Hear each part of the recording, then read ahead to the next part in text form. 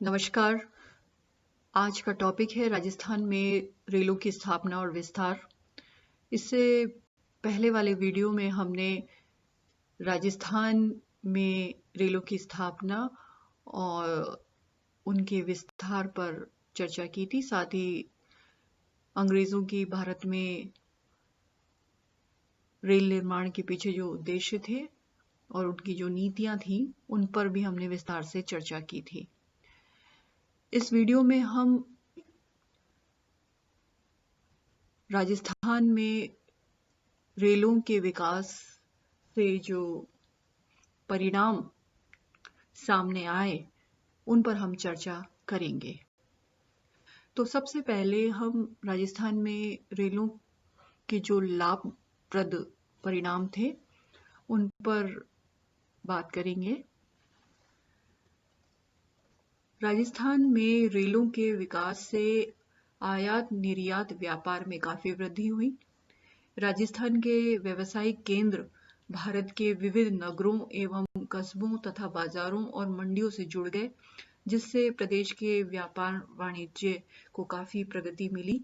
रेलों के निर्माण और संचालन से हजारों लोगों को रोजगार के साधन उपलब्ध हो सके। अकाल के समय रेल मार्गों से बड़ी आसानी से अनाज, चारा जुटाया जा सका। रेलों के व्यापक निर्माण के कारण अकाल के समय होने वाली क्षति में भी अत्यधिक कमी आई। जोधपुर, बीकानेर और उदयपुर राज्यों को अपनी निजी रेलवे के कारण उनकी आय में भी काफी वृद्धि हुई, जिससे वे अपने राज्यों का चौमुखी विकास करने में सक्षम हो सके। रेल यातायात का विस्तार होने से कृषि उत्पादनों को निर्गमन का सुगम मार्ग उपलब्ध होने से न केवल राजस्थान में व्यापारिक फसलों का उत्पादन बढ़ा, साथ ही लोगों की संपन्नता में भी वृद्धि हुई। रेल मार्ग से सामान पूर्व की अपेक्षा तीव्र गति से और कम खर्च पर एक स्थान से दूसरे स्थान पर पहुंचने लगा, और जिससे मूल्यों में समानता और स्थायित्व आया। रेलों के माध्यम से यहाँ के लोग देश के अन्य भागों में जाने लगे, जिनसे उनकी संकीर्णता और क्षेत्रीयता की भावना समाप्त हुई और अन्य भागों के लोगों के संपर्क में आने से उनका दृष्टिकोण भी व्यापक हुआ। रेल मार्गों के विस्तार से सामाजिक जीवन में भी परिवर्तन आया। साथ साथ यात्राएं करने से आर्थिक और जातीय भेदभाव कम हुआ। रेल व्यवस्था से ही अंग्रेज संपूर्ण भारतीय जनजीवन तक अपनी प्रभुता आरोपित करने में सफल हुए। रेलों ने राष्ट्रीय एकता के निर्माण और स्वतंत्रता आंदोलन में भी अपनी महत्वपूर्ण भूमिका निभाई।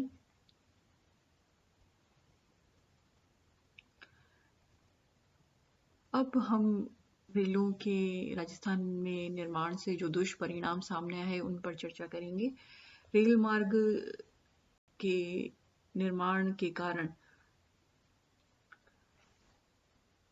जो भूमि लोगों से ली गई, उसके कारण अनेक लोगों को अपनी परंपरागत कृषि भूमि से, विशेष रूप से किसानों को, वंचित होना पड़ा। कई स्थानों पर उनकी भूमि टुकड़ों में विभाजित हो गई। रेल मार्गों के निर्माण के बाद अंग्रेजों ने राजस्थानी राज्यों के शासकों पर दबाव डालकर तथा अन्य बहानों से पारागमन शुल्क समाप्त कर दिया, जिससे राज्यों की आय में कमी आई। राजस्थान के शासकों ने इस कमी को पूरा करने के लिए अपने प्रजा पर करों का असहनीय बोझ डाल दिया। रेल मार्ग के निर्माण के परिणाम स्वरूप परंपरागत रूप से सामान को एक स्थान से दूसरे स्थान पर ले जाने के कारण बंजारों और गाडोलियों का व्यवसाय क्षेत्र अत्यंत सीमित हो गया, जिससे उनके सामने रोजी रोटी का संकट उपस्थित हो गया।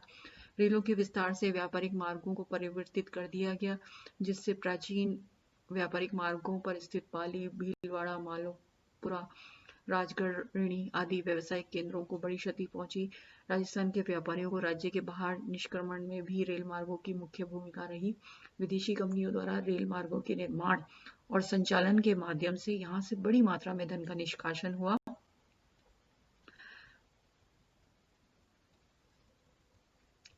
इस प्रकार हम देखते हैं कि रेलों के राजस्थान में विकास से लाभ के साथ साथ अनेक दुष्परिणाम भी निकले, परंतु इनकी अगर हम समीक्षा करें तो स्पष्ट रूप से ये परिणाम निकलता है कि रेलों के आने से राजस्थान को लाभ अधिक हुआ अपेक्षाकृत।